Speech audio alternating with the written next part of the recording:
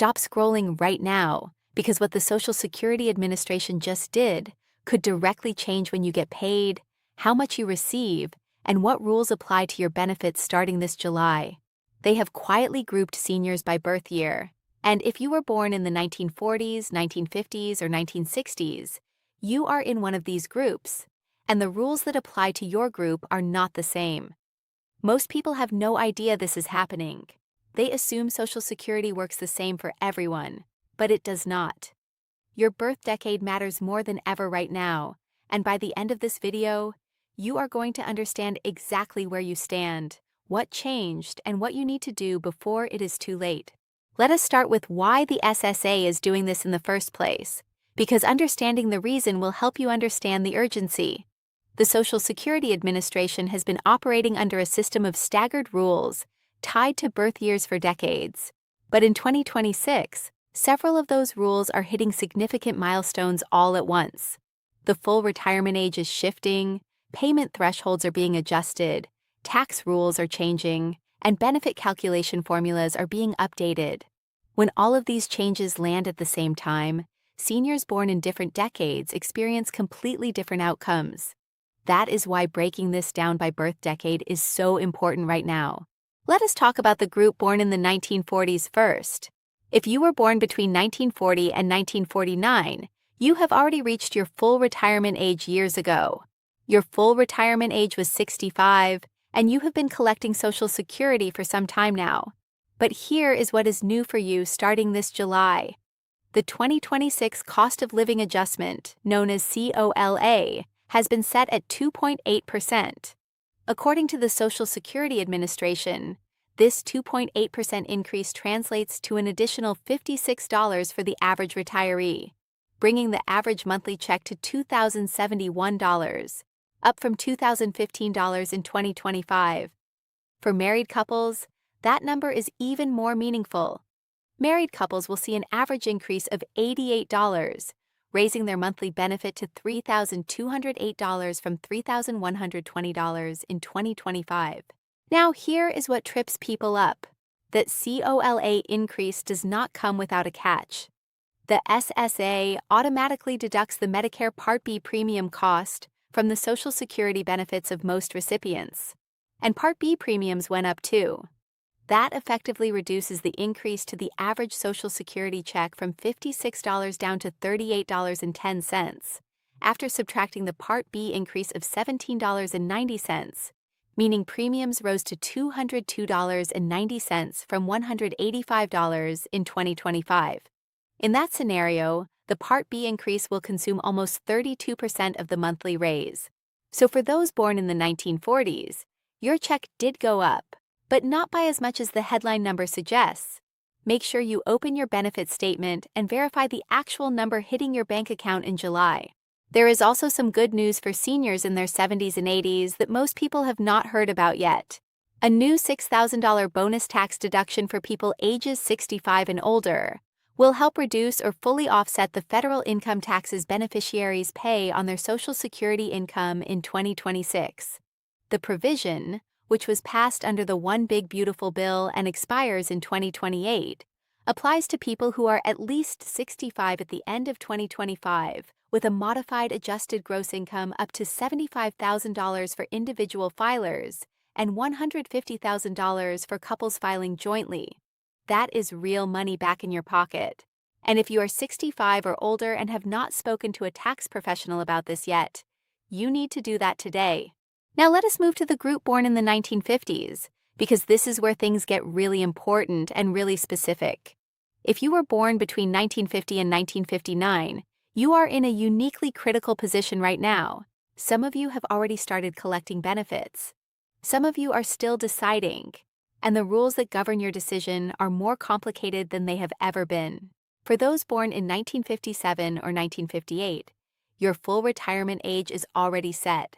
Prior to this year's change, the full retirement age was 66 years and 6 months for those born in 1957, and 66 years and 8 months for those born in 1958. If you claimed at your full retirement age, you are receiving 100% of your entitled benefit. If you claimed early, at 62, your benefit was permanently reduced. you can start collecting your Social Security retirement benefit at age 62, but your retirement benefit is permanently reduced by 30%. That reduction does not go away. It stays with you for life. And for those in the 1950s who have not yet claimed, delaying past your full retirement age still pays off. Someone born in 1960 or later with a full retirement age benefit of $2,000 per month would get just $1,400 at age 62, but $2,480 at age 70. The math on waiting is powerful, and if you are in good health, it could mean tens of thousands of dollars more over your lifetime. For those born in 1959 specifically, listen closely. The full retirement age is set to 66 years and 10 months for people born in 1959, meaning the higher full retirement age for that cohort went into effect in November 2025, with people born in 1959 starting to qualify for their full benefits beginning in November 2025. If you turn 66 and 10 months in late 2025 or early 2026 and have not yet claimed, you are leaving money on the table every single month you wait without a strategic reason to do so. And if you claimed before reaching that exact age, your benefit is reduced accordingly. Now here is something for all seniors in the 1950s group who are still working. The SSA has earnings limits in place, and those limits changed this year. In 2026, the earnings limit rose to $24,480, up from $23,400 the previous year. That means if you are under the full retirement age for your birth year, the government will reduce your benefit payment by $1 for every $2 you earn above $24,480. But once you reach your full retirement age, that earnings cap disappears entirely. After reaching full retirement age, there is no earnings limit. You can earn any amount with no reduction. So if you are still working part-time while collecting early benefits, track your income carefully. Go over that threshold and you will see your checks shrink. Now let us talk about the group born in the 1960s, because this group is facing the biggest structural change of all three groups. If you were born in 1960 or later, the Social Security Administration has finalized something that has been building for over 40 years. The full retirement age, the number that marks the right to receive 100% of benefits, will be permanently set at age 67 for everyone born in 1960 or later. This is not a rumor. This is not a proposal. This is law, and it is happening now. In November 2026, the full retirement age will reach 67 for those born in 1960 or later, marking the culmination of the 42-year-long shift in raising the retirement age. This is the final step in a gradual schedule to increase the retirement age from 65 to 67, initiated by the 1983 amendments to the Social Security Act. The legislation was intended to reflect longer life expectancies, reduce financial strain on the program, and bolster the trust fund. What this means practically is that if you were born in 1960 and you try to claim at 62, your penalty is greater than what earlier generations faced. The gap between 62 and 67 is 5 full years, and the maximum monthly benefit at full retirement age is now $4,152.